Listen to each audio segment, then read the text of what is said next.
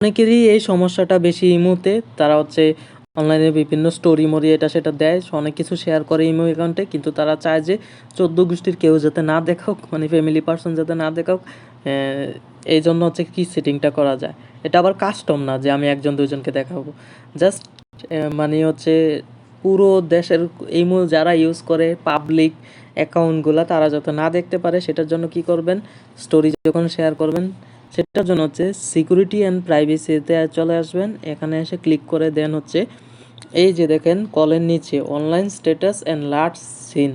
তো কখন আপনি সিন করছেন, কখন আপনি হচ্ছে স্ট্যাটাস আপডেট দিয়েছেন, এগুলো সবাই দেখতে পায়।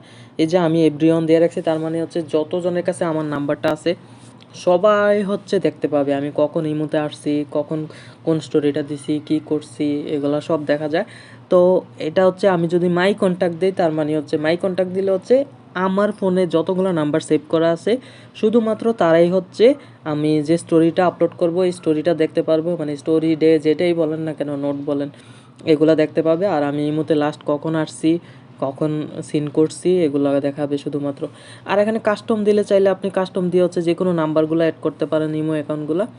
আর এটাও করতে পারেন যে নোবডি, মানে কেউই বুঝতে পারবে না আপনি কখন অনলাইনে আসছেন, কখন কি করছেন, কোনো কিছুই বুঝতে পারবে না। জাস্ট কেউ কল দিলে আপনাকে, আপনার কাছে কল আসবে, আপনি কল দিলে কল যাবে, এরকম আর কি। তো আমার যেহেতু এটা পাবলিক অ্যাকাউন্ট, তো এই জন্য আমি হচ্ছে এটাই ব্রিয়ন করে রাখছি, কিন্তু যারা হচ্ছে প্রাইভেসি চান তারা হচ্ছে মাই কন্টাক্টে দিয়ে রাখবেন। তো এটাই ছিল সেটিংটা। ধন্যবাদ সবাইকে।